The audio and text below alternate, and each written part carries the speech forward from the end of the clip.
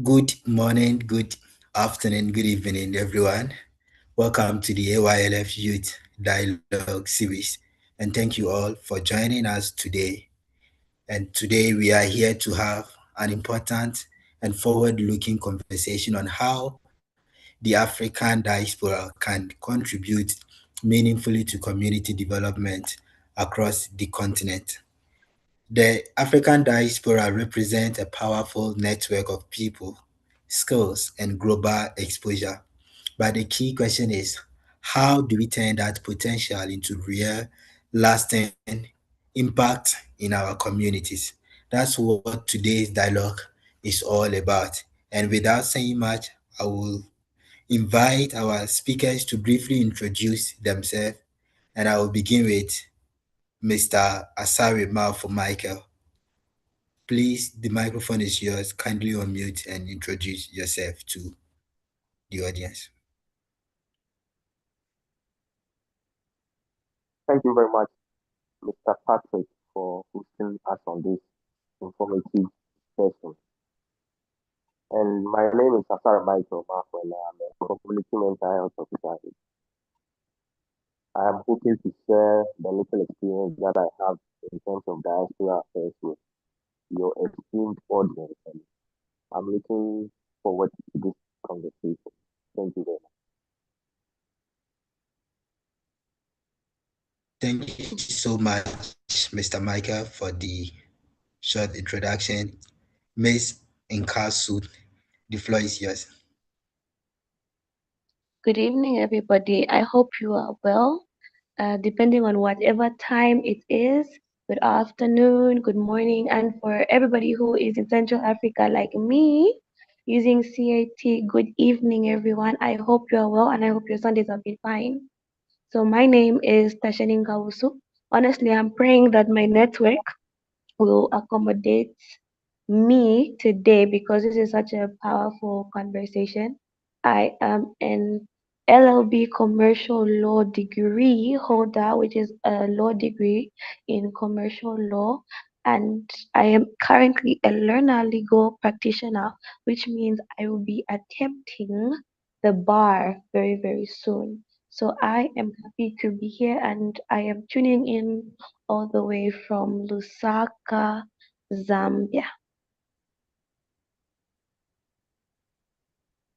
Wow, wow. That's so interesting to hear, and I'm happy that we are all coming from diverse communities. So, me, your host, my name is Patrick Ofibeyin, a Ghanaian speaking from Rwanda, and I'm happy to host this session. So, without wasting much time again, I would like us to dive straight into the conversation that we have today. And our first question for this evening, I will start with Miss Inkasu. When we talk about the African diaspora as a driver of development, who are we really referring to? In practical terms, are we speaking mainly about professionals abroad, second generation Africans, students, investors, or a broader community?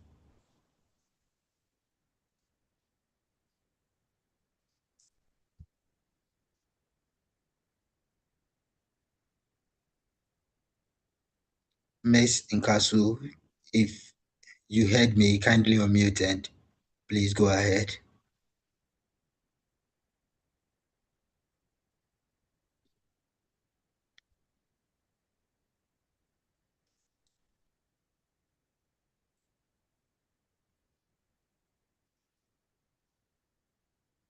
Hello.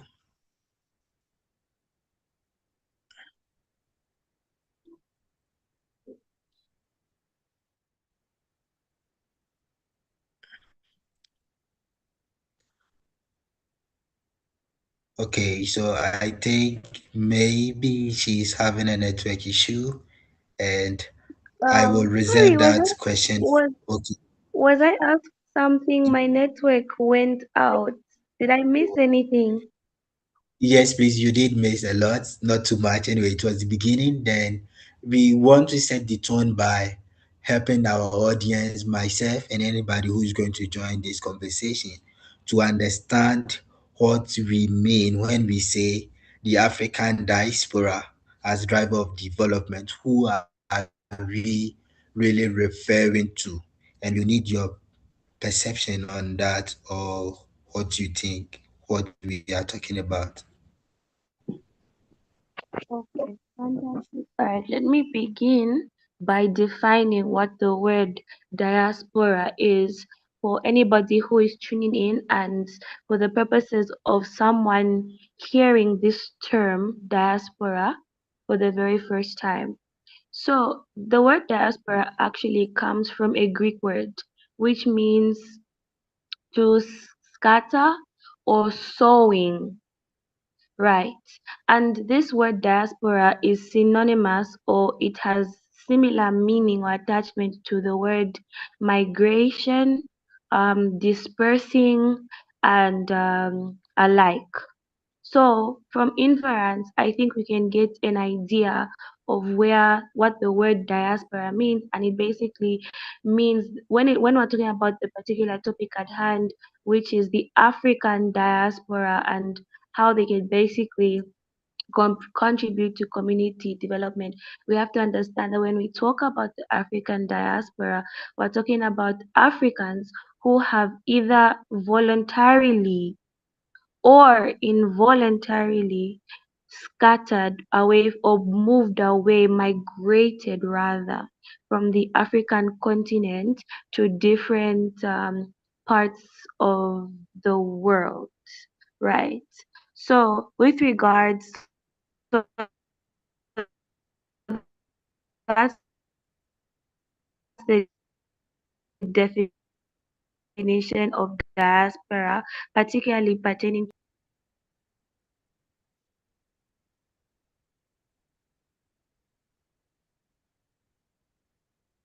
community development, right? Yes. Okay, awesome. Thank you for that. So, when we talk about African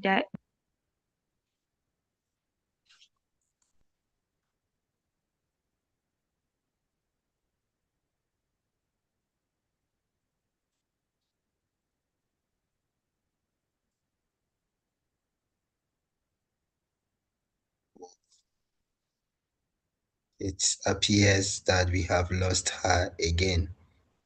It's quite unfortunate. Hopeful she will rejoin us. I'm so sorry. Is my network is terrible. Yes, we can feel that. So kindly go ahead. Now you are audible and clear. We can hear you. Okay, may you please re-ask the question again so I could just track my thoughts? Because I think I Okay, said so so much and you all right, you were able to give us the definition and the origin of the term diaspora, and we were about to dive into development aspect of diaspora, why it matters, and that is where we lost you. So if you can take it from there, I believe it will be a continuation for the okay. conversation. Mhm. All right, thank you so much. So why does it matter and how does it help community development? So when we talk about the African diaspora, as we have been able to infer from its definition, we're not talking about just a singular group. It's rather a mixture of different people, different professions, different cultures, but they are not in Africa. Sometimes it even can be referred to second generation Africans. So, what this term basically means is that maybe one of their parents is originally in Africa, but maybe they were born in another part of the world. For instance, the United States of America, UK or Australia, whatever you might think. So by origin, they are African, but by birth or nationality, they might have dual citizenship.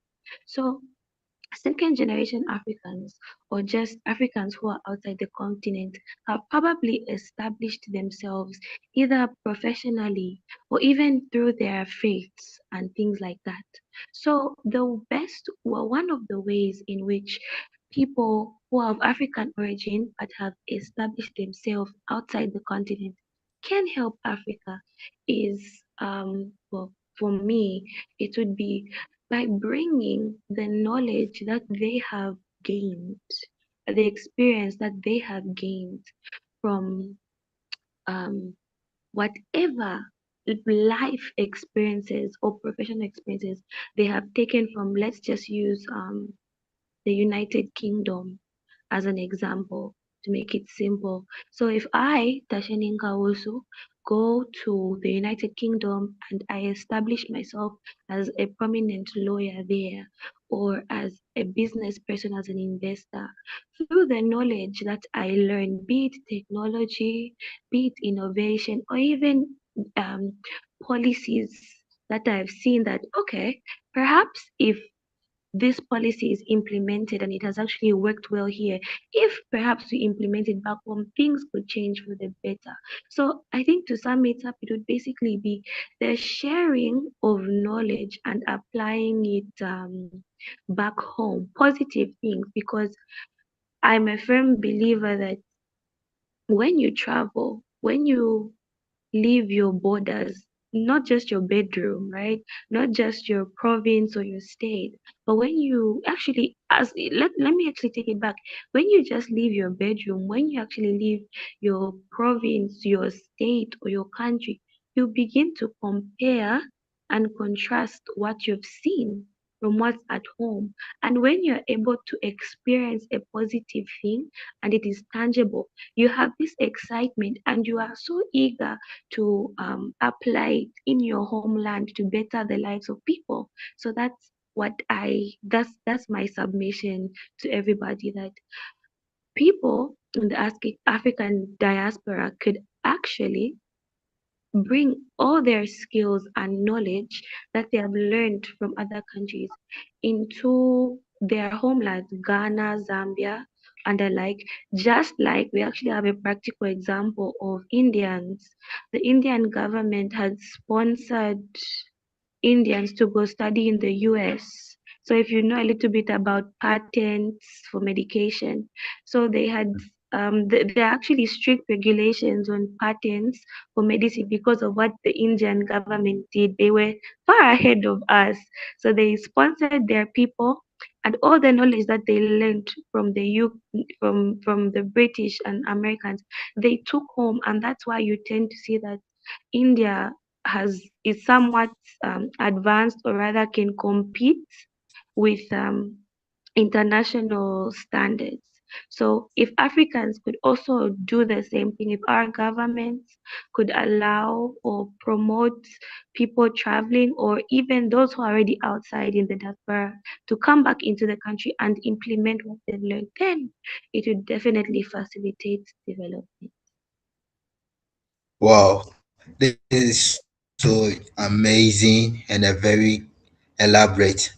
And I'm really happy that you have made mention of a lot of important things that people abroad can contribute back to our community. And without going far from what you have already mentioned, I want to invite Mr. Malfo to also chip in on, apart from what our sister have elaborated, what are the most meaningful ways again that diaspora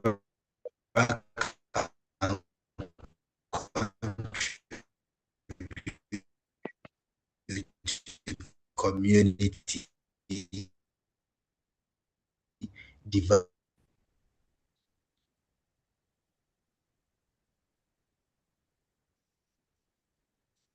Hello. Yes, sir. Yeah. There were some glitches. I couldn't hear the latter part of your question. I would be glad if you could repeat it. Can you hear me? So, yeah, I Hello. want important ways that people in that inviting you. Yes, can you hear me? Can you hear me now? Am I audible? Yes, I can. Okay. So, should I repeat the question or you go ahead? Unable. I don't know if this is my network issue. Maybe I I need. think we're talking about other ways in which the diaspora networks across the world can help fellow. Yes, yes, yes.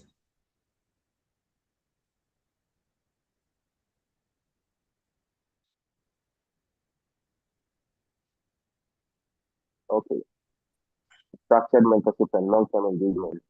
We have a lot of people of African origin living in other countries and other continents who come into Africa. They just establish some business, they do some investment, one or two, and it looks like that's all. They don't usually follow up on these projects. And it would be very important that they keep an eye on these projects because when we look at some of the things that they started, if we are able to see to the fruition and the perfect execution of these projects, it would actually lead to generational wealth on this continent. And imagine one of these people who come and go, come and go, come and go. Imagine one of them building something like a Tesla on Africa. It would be very revolutionary. So we have mentorship and long-term engagement. They shouldn't just look at Africa as something that can be touched once and the magic will happen. You just come here, you invest, then you go and the magic will happen. No, we have to look at Africa as a long-term engagement system. And the next thing is also about institutionalizing knowledge.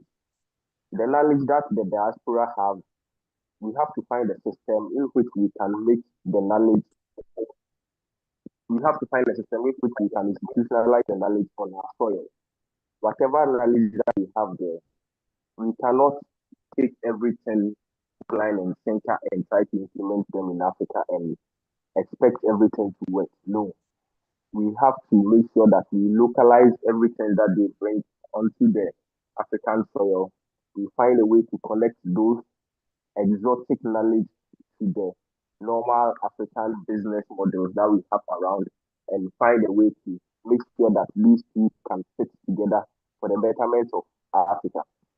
And the next thing I also want to talk about is sustainability.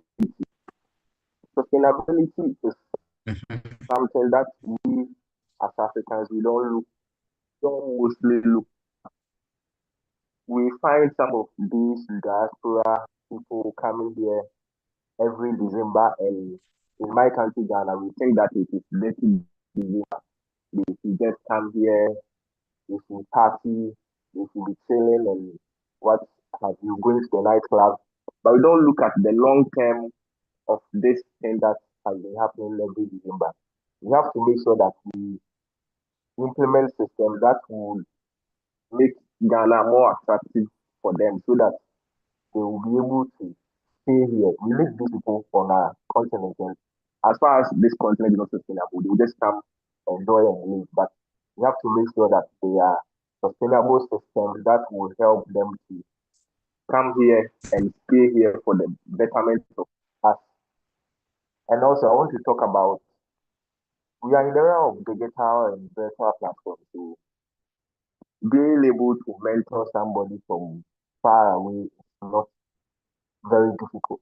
It's not difficult. So we have to also look at this area. We shouldn't wait to December and these people will come here before knowledge can be exchanged. Knowledge can be exchanged every day, every second, just like my brother Mr. Patrick is in Rwanda and Miss Kasemi is in Zambia, but I'm also in Ghana and we are all here speaking to each other.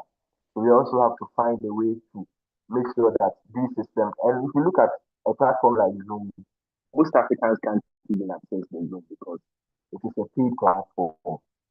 But these are the very systems that will drive the necessary change that we all seek for this continent. So I think our government also has to look at some of these digital barriers.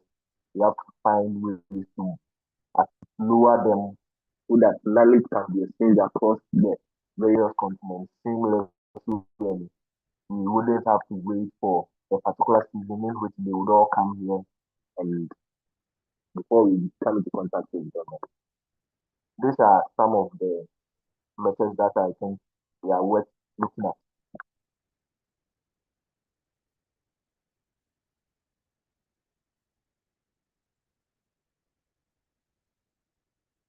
Hello, Mr. Patrick. We can't hear you.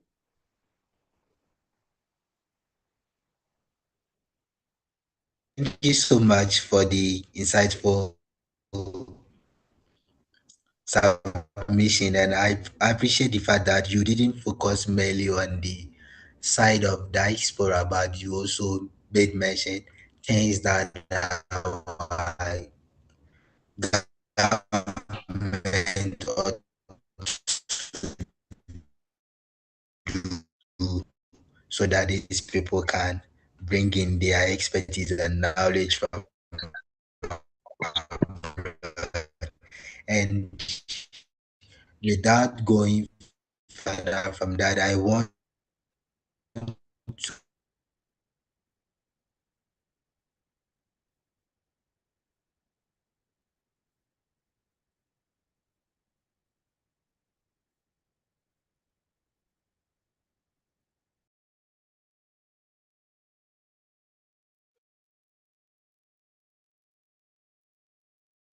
to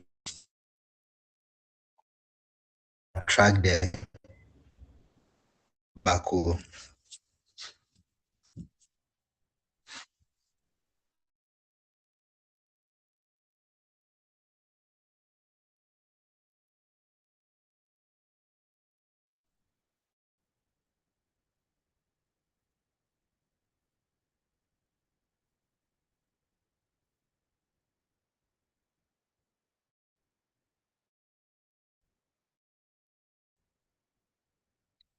Hello, Mr. Michael. Can you hear me at the moment? And I have also lost the other person, so I'm left alone in the room. Please kindly bear with us. This is the problem we face in Africa, and it's unfortunate that it's a big problem across all over Africa. Only few countries have stable internet, and particularly when it's late like this, it becomes difficult having a stable network. So kindly bear with us. We are having a technical glitches, but we believe that we will surely have this dialogue series, be it the network is stable or not, we will still have it. So, Mr. Malfo, I'm happy to have you back. Before you were logged out from the room, I was addressing a question to you again that what measures should our government and civil society organization put in place that would serve as a magnet to attract our people in diaspora in a way that they will even be happy coming to contribute in the system and also really give them the room to do more than what they are doing at the moment. Okay, thank you very much for this question. And when we look at the diaspora, they are a unique kind of people. In terms of their culture, there are differences. And in terms of values, there are differences. And in order to bring them into this continent without causing, any trouble, and we will be able to harness to be able to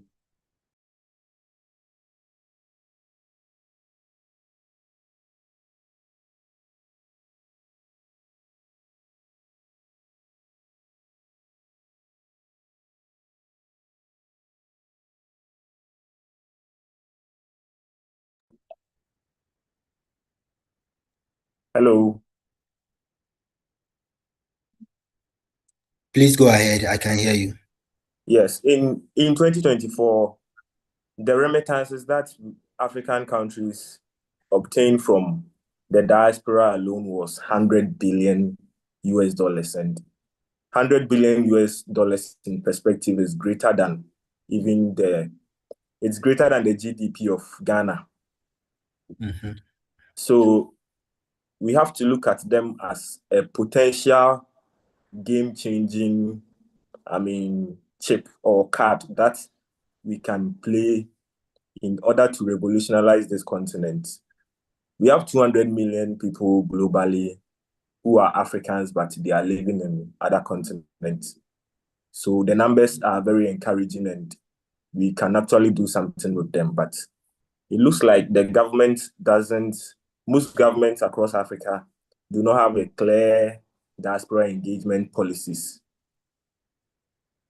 And I'm using the word clear because, for example, Ghana, we pioneer something called Dirty December, and it is just enjoyment for them and nothing for us.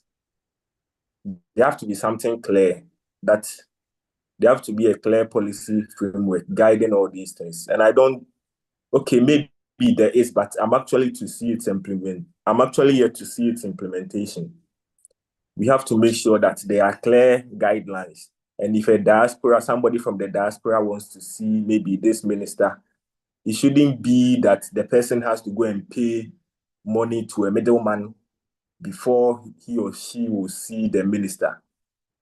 And there are countless examples of these things across Africa, and they are not good at all. They dent our image.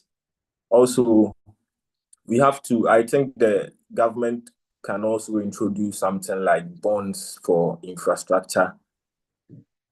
If the government wants the diaspora to always have an eye on this continent, then they also have to the Bible says that where a man's property is, his heart is also there. So in order to have them looking at us always, I think that the government can institute something like the bonds. And with the bonds, I mean, if you invest in Ghana, you invest in Nigeria, you invest in South Africa, you would always have the edge to go back there to assess your investments and whatsoever. And also, the governments can also organize the diasporas in the various countries so that they can be able to execute developmental projects in their countries of origin. And an example is when you come to Ghana, we have diaspora groups, like maybe there's a town in Ghana called maybe Amokum.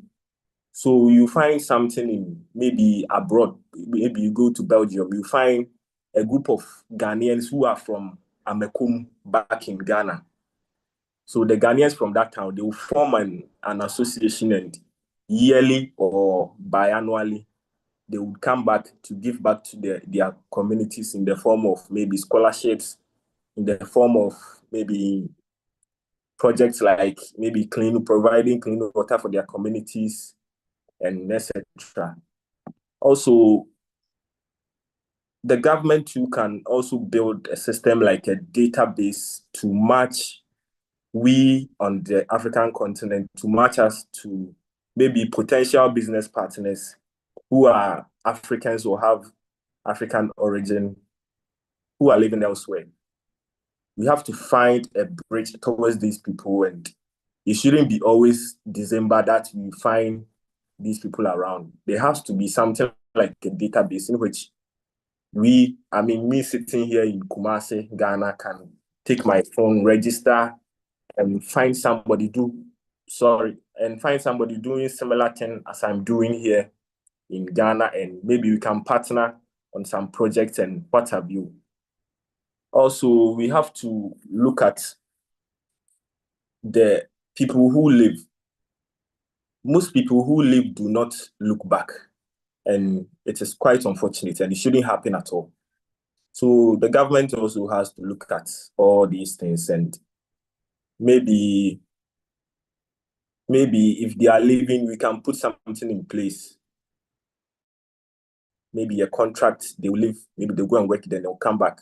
And if you allow them to go just like that, it will be at our loss, because they are going to work, they are going to pay taxes to other people elsewhere, and it will be at the loss of the African governments. And this is basically what I want to share on this area.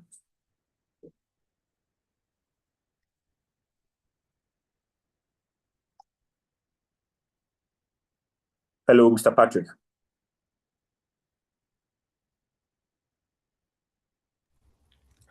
That was an awesome submission, and thank you so much. I also wanted to chip in something shortly concerning some of the initiatives that Ghana has made in the past to attract diaspora community, which some included the Year of Return, which started in 2019. And at that period, it marked 400 years since the transatlantic slave trade, and it invited the global African diaspora to visit Ghana, reconnect with their heritage, and invest in the country. That was really successful, and we had a lot of prominent people coming to Ghana, and even some of them were given nationality in Ghana. And also aftermath of that, there have been subsequent events like Beyond the Return, which literally every December it happens, and normally known as 30 December, as you clearly mentioned. And also citizenship and residency reforms. Ghanaians are strategically even giving giving passports to some individuals, prominent individuals, and giving them nationality in a way that they can use their influence to attract other diaspora community to come back to Ghana. And I believe that this is some of the examples that other countries doing it. Rwanda can also do it the same way Zimbabwe or any other African country can also do it. And recently, with also the United Nations declaring transatlantic slave trade as the gravest crime against humanity, I believe these are some of the initiatives that will also bring back the diaspora community to their their country or their community where they find affiliated to. And these things can also help them to come back to it, invest in our countries, or also even come back visiting as a tourist or doing other things to support the community. So I believe that there are so many rooms that we can benefit from the diaspora community. However, I also believe there are some challenges, and I would like to invite Ms. Tashani Inkasu to tell us from your own perspective, what do you think are some of the challenges that those in diaspora community basically face? We have already seen some initiatives that can be done and to bring them. So now we want to also know some of the challenges that this community face in coming back to their respective countries to contribute, or even African in general to contribute. Miss Inkasu, the floor is yours. Thank you once again, gentlemen. First of all, I'd like to say I agree with a lot of what you've said, especially when it comes to initiatives and clean cut policies. I think with regards to the challenges, I would like to use Zambia, well, because it's my country. That's what I know as a case study, and a little bit of Zimbabwe based on a few conversations I've had. The challenge, honestly, that people in the African diaspora face is number one for me, mindset of people back home. I have an aunt who studied biomedical science in the United Kingdom, and in her studies, they had discovered a cure for a certain disease. I think I stand to be corrected. I do not remember the facts, but I'll use the example of sickle cell anemia. So she had found the cure of a type of sickle. Again, it's an example. I don't remember the actual uh, problem that they found, but by just using sickle cell anemia as the, I think it's the one, but yeah. So they found the cure for, I don't know if it's a type sickle cell anemia or whatever, and it involved, if I'm not mistaken, something like a bone marrow transplant, or rather a very simple procedure, or not really simple per se, but something not too technical. When she came back to Zambia, she applied for jobs at prominent hospitals within the country, and speaking to the board of some of these hospitals, she proposed that Zambia needs to start investing in implementing cures to this particular disease. And she was not received very well. She was rather presented with all the limitations rather than all the possible solutions into solving this problem. So, as we speak now, if we say that, if we use the example of sickle cell anemia may still be a very silent but very real issue. But there we have someone who was is a Zambian, went and studied, brought back practical cures to the country to solve a problem. And the people in charge, and because of the mindset, they shot that idea down. So that's a practical challenge that I have seen. I'm going to use Zambia and Zimbabwe because there's a certain a minister, if I'm not mistaken, in Zimbabwe, or not really a minister, but somebody who had traveled and came back into Zimbabwe with a genius idea. And they also, too, similar to the situation in Zambia, they were really, really shut down to the extent where allegedly they said that it would be the last time that they ever try and help their own country because of how poorly they were received. I think as Africans, well, I'll speak for the Zambian people because I'm not too sure about your countries. I don't know if you can relate. But as Zambians, we have a very big problem with regards to mindset. We do not receive innovation very, very well. I believe we need to shift our mindset from saying that just because somebody has traveled or because they um, have experienced certain privileges, we now, when they are back home, we want to have this awkward superiority complex that, you know, just because of ego, we prevent solutions that would benefit the whole country from being actualized. So I'm very passionate about the mindset thing because if you can hear how I speak, I'm 100% Zambian, but I have a slight accent due to various family members. But even how I am perceived, because I don't sound traditionally Zambian when it comes to my ideas and my thoughts, they're not received very openly. So I can attest to that terrible barrier. And also from my interactions with other people, as you can see, it's a very big issue. So where my contrast might be is that sometimes we have policies that are in place that facilitate for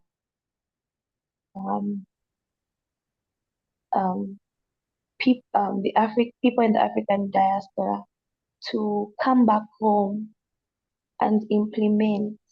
But what happens on ground, what actually happens in the real world, is that they are not really received with open arms despite these policies. I think this would lead me to my second and third point, which is this was well, one of them was already mentioned, but corruption is a very big issue, and having to pay to meet prominent people, you know, it's actually quite terrible. If I'm not mistaken, I had read somewhere that about 95 billion dollars is actually channeled into the country annually. But instead of that money being diverted into community projects, it tends to be used to feed people's individual families. It goes to households. So how can you condemn somebody from supporting their family when, as an investor, as an innovator, as a creative, because of the mindset in our country, or in my country, I would like to say, they are hindered. So for me, I think the biggest issue, the biggest barrier is we have a very serious mindset problem. I'm not too sure about your countries if you've experienced the same thing, but I believe if we can change the mindset and reduce on this superiority complex, Jesus, would be very impressed. Well, it would be one piece of the puzzle that would, or a chain reaction. It will have a positive chain reaction. It may not solve everything, but it's a good start. So barrier, the prominent barrier for me is the mindset. Thank you so much for this wonderful submission. And in fact, I don't want to be the one to name the problem. I've seen one comment from the YouTube, people following from YouTube, and let me also take this opportunity to thank them and also wish them that we are with them. And I have seen their engagement so far. Mr. Donasiata also made a comment that the diaspora community can play a critical role in development if business environment is good in their respective countries, where they can invest in areas that will boost foreign reserves. And that is very true. That is exactly what we are talking about. And I don't want to be the one to name the problems in my country. I'm happy that me and Mr. Manfu are from the same country. So I want to invite him to chip in case he also sees some barriers apart from what Mace in Kasuha mentioned already, if there are additional barriers that he would like to talk about. Please, you are welcome to share. Okay, thank you very much, Mr. Patrick. And one last thing that also want to talk about is some of our skilled labor in the diaspora when they want to return and if they want to get their documentation in order, maybe we have a medical doctor somewhere in the US, in the UK, Canada, coming back to their motherland to work in order to help us, or sometimes we have difficulties with their documentation. They have to come back and re-register with the Ghana Medical and Dental Council. Mhm. The process is not, sometimes it's not all that, I don't really know how to describe it. You have to sit for an exam and you also have to sit for, you have to do some compulsory classes. Meanwhile, I mean, you've been practicing for maybe 10 years, 15 years, but when you come back here to, you have to sit for exams and compulsory lectures and what have you. And sometimes they discourage some of our people from returning because, our people in the diaspora, they have this somehow, I mean, they see themselves in a certain light. And if we also try to, I mean, deflate, not to even use deflate here, if we put systems in place which do not, in their interest, serve their purpose, they also find a way out of the system and wouldn't want to come here. Also, I want to talk about the lack of coordination which sometimes plague them. Sometimes you can have one NGO, sorry, sometimes you can have multiple NGOs who are doing the same thing. And if maybe there was a central database for Mhm. them to coordinate among themselves, they would be able to better coordinate their resources, contribute together, and solve the problem effectively. But because of that information silo which exists, you have multiple people trying to do one thing, and it also doesn't help at all. Also, I want to talk about the disconnect. Sometimes we have, in terms of the economy, we have maybe somebody who be in the diaspora, he will ask for how much is a bag of cement. He will ask maybe in December, and it is 100 cedis. And the person will come maybe the next year, March. Oh, I've budgeted well, very well. I'm coming to maybe put up this building and build this thing. And I mean, I'm coming to start my business. And they come here and the price of cement is, I mean, skyrocketed. I mean, it also did not Mhm. help. And if we are able to stabilize our macroeconomic indicators, it will also do us a lot of good in that regard. Thank you very much. And this is basically my 2 cents on this issue. Thank you so much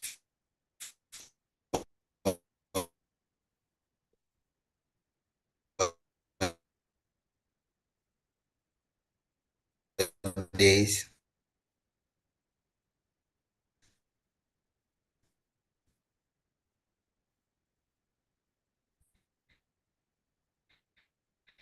inside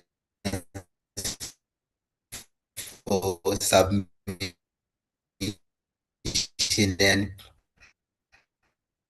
I've seen that people in YouTube are still engaging with the conversation a lot. And Mr. Blandon Ingrazi from Zam Mace Inkasu earlier mentioned things that we need to change. And I also like the fact that you again mentioned about stabilizing our economy because it's really a big problem. Today, you find prices are like this. Tomorrow, when you have already made up your mind to come, then everything has changed again. And now, the investment that you tend to do, you need to go back to work to get additional money in order to be able to invest or do whatever you plan to do, which is very, very wrong. Mace, both of you to share concrete impacted a community or initiative country. I believe that may also diaspora community to invest to floor and share.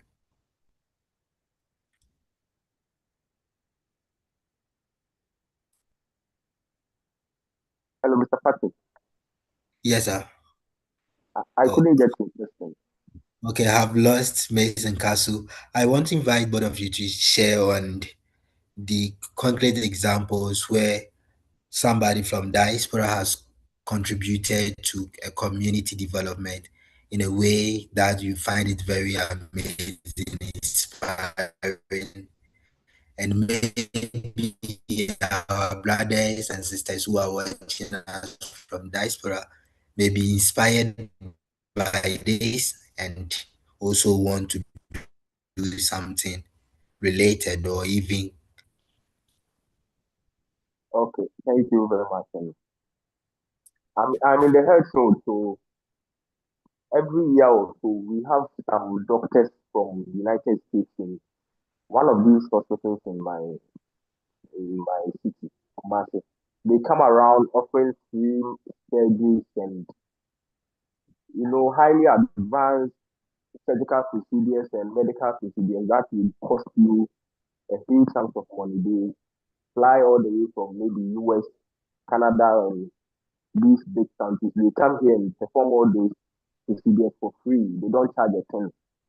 You just come here, you just go there with your national health insurance, which is basically your health insurance card. You go there, you register with them, and when they come, they perform all those procedures for you for free. And they have been helping children who have this condition called cleft. Children who are born with their deformed mouth or lips, something like that. They've also been helping in that regard. Every year, yes, they've been coming in. That is something commendable that we also want to see. We don't want these things to stop at all because they are really changing lives on the ground. And this is not this is not astronomical, this is not rocket science. They are physical. You see them on the ground, and it's very good too. Also, we have, as I said, diaspora communities who organize themselves. Maybe we're all living in maybe Kumasi, and right now we find ourselves in Canada. So we also organize ourselves. Then we also do something for our community back home. They've also been helping very much. Every year you find them flying all the way from wherever they are, coming here, engaging with the local community, and also implementing developmental projects. And an example is in my school. I schooled in my secondary school. We have our old students who are in maybe US, who are in Canada. They will also organize themselves. And when you see most of the projects in my school, it is basically them. It is not the government that invested because the government is tied. The government's hands are tied. It's very difficult for the government to do some of these projects. It is the diaspora who come in every year. They do something for the school. Every year they do something for the school, and it's also very good. These are some things that we also commend them for. And also the last one also want to touch on is the tourism. Tourism is a whole industry, and without them, I mean, there will be internal tourism or local tourism or something of that sort. But majority of the money in this industry is from these people. In every December, there is a boom in Accra, in Kumasi, in Cape Coast, in Kakabe. Everywhere is booming because of these guys, and we also want to thank them very much. And I want to end here with this question.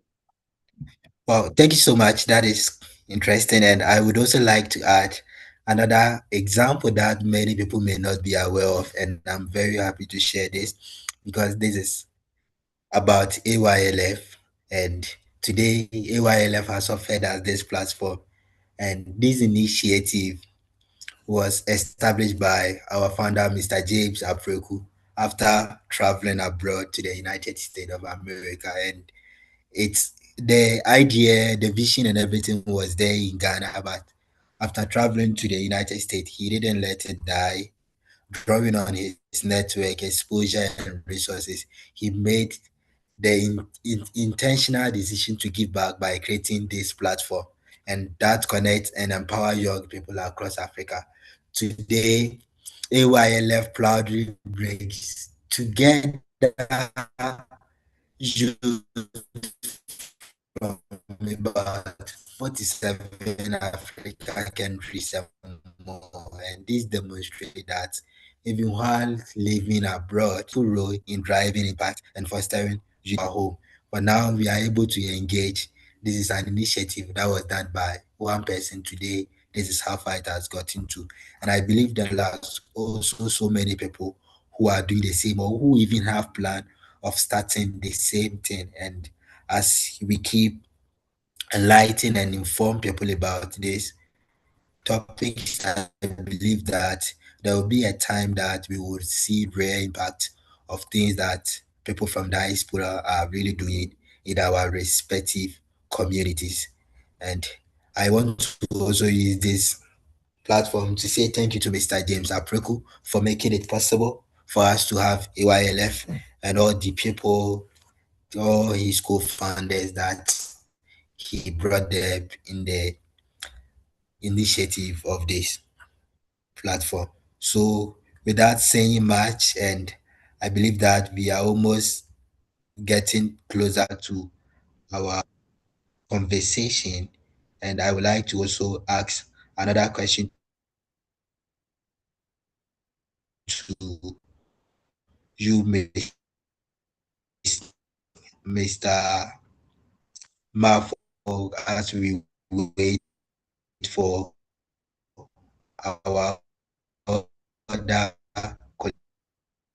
colleague to join.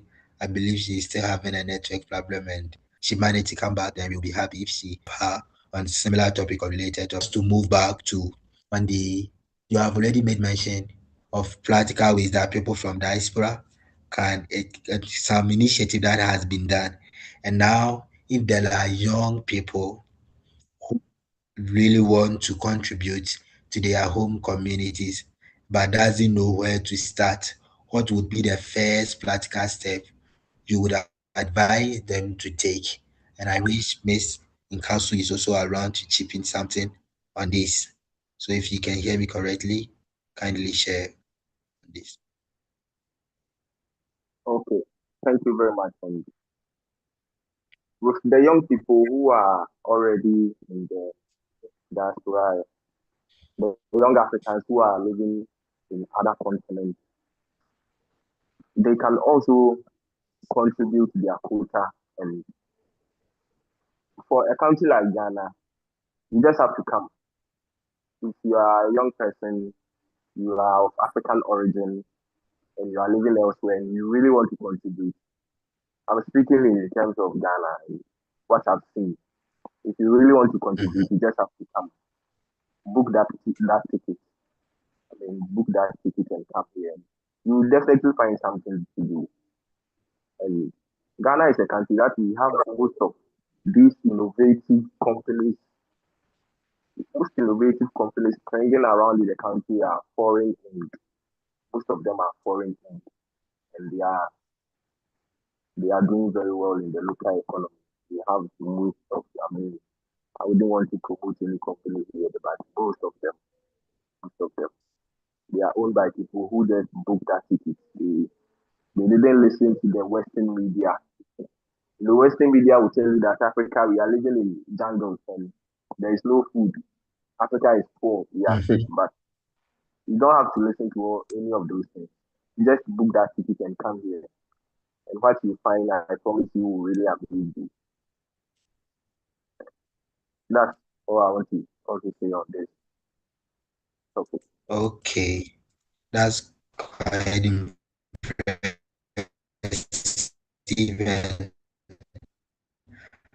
At this time, I'm still checking if we have a couple of questions from our YouTube page. At the moment, I don't see any question in the YouTube, so I believe there is no question at the moment. And what I could also say is that in terms of youth who would like to contribute back to the community, truly the Western media has oftentimes position Africa as a place of jungle and a place where nothing thrives or nothing survives. But that's not the reality, and it's a place of home, place of love, place where you can invest and have your investment yield a successful result. And don't be afraid on whatever you want to do back in Africa. Take the initiative, be bold in your actions, come back home and we will be happy to have you. There are so many things here that you can invest, and it is said that African is going to be the hub, the commercial hub for so many activities in the coming centuries. And maybe this is the time if you want to have a generational wealth, this is the time to come back to Africa to invest. This is the time to come back to find something practical to do in Africa. And I believe as it goes, you will definitely have a positive yield out of it. So, without saying much and trying to wrap up with our initiative, also, I would like to invite you on your closing remark based on this conversation that we have had today. If there is anything very vital that you would like to share to audience, particularly on the side of also civil society organizations and also youth organizations, how can they collaborate with the diaspora to turn their ideas into real community impact? If there is something that you would like to share on that, I would be very happy on that. Okay. Um, Africa is the youngest continent. We have the youngest number of, we have the largest number of young people anywhere in the world, not even in Asia. Mhm, And mhm. that will even tell you something that Africa is okay. We are meant for business.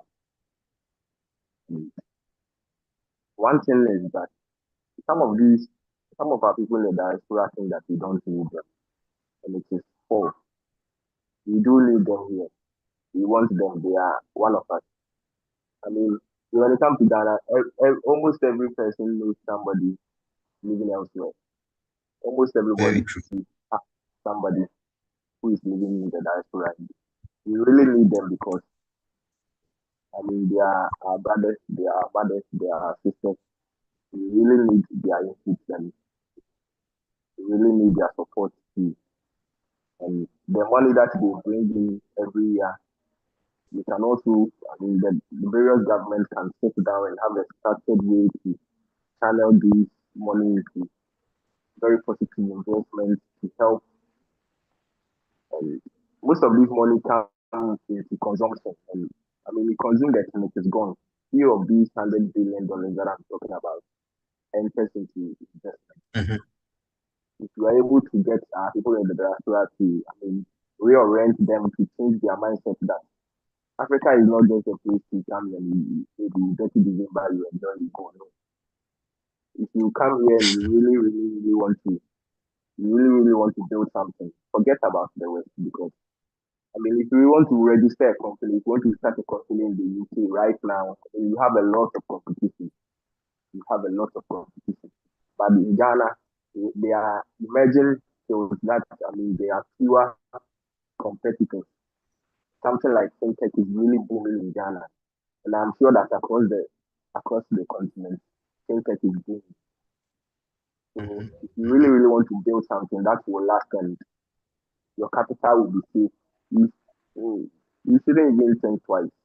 Africa is a place that you have to look at. Also, we really need them. I mean, Africa, there is a knowledge gap that we currently find ourselves, and the technology is somehow missing. I don't know how we manage to de-industrialize, but at this point, we have to re-industrialize the continent and all these countries, technological gaps and scientific gaps and what have you. And we really need these people to fill these gaps so that we can make a giant leap forward as a continent. So they shouldn't think that, oh, I mean, I don't have anybody here. I don't know anybody in Ghana. I don't know anybody in Namibia. I don't know anybody in Kenya. No, that shouldn't be the mindset. Mhm. Africa is the, I think Mhm. Africa is the most hospitable continent that you would ever find yourself. You can just come to Ghana, enter every house. They will give you a place to sleep. And this is not, I'm not speaking in terms of abstract. It's not an ideal thing that I'm talking about. Very It's true. the real thing. You can just enter anywhere. They will give you food. I mean, everybody is everybody's brother in Ghana. So it is one thing that you also have to look at. And just come. We are waiting for everybody.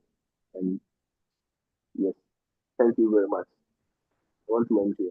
And thank you so much for this insightful submission, and I really appreciate it a lot. Me as a Ghanaian, I know exactly what you are saying, and in fact, I've also been opportune to live in East Africa, and this same thing that you are talking about is the same tradition in East Africa. Rwanda here, you can enter houses and they give you free milk to drink, or even want you to stay with them, and it's the same anywhere, whether you have a family there or not. The same in Uganda, the same in the other part of Africa. So Africa is really a home, and everyone is welcome. And also on the side of organizations, civil society groups, I believe that they can collaborate effectively with the diaspora by trying their best to co-create project initiative with them, or should design things having the diaspora community in mind. Like as you are saying that we have somehow knowledge challenge or technical issues, and they can opportune from the experience from diaspora community into whatever initiative they are doing. And one thing that makes any collaboration thrive, I believe, is communication. And for us to be able to really have a diaspora community supporting any community to its full fledged, then it means we have to maintain regular update, transparency, and clear defined roles with them. What is their contribution? How far with this initiative? How is it going to be? And if we keep it like that with regular updates on initiatives, for instance, I love Rwanda a lot when it comes to promotions. There are so many things that Rwanda has invested a lot in terms of getting people from diaspora to come back to invest in the country. They do that through advertising, they do that through diaspora engagement. And how do they do it? They sell their story. They have so many adverts ongoing, visit Rwanda left and right. You find it everywhere.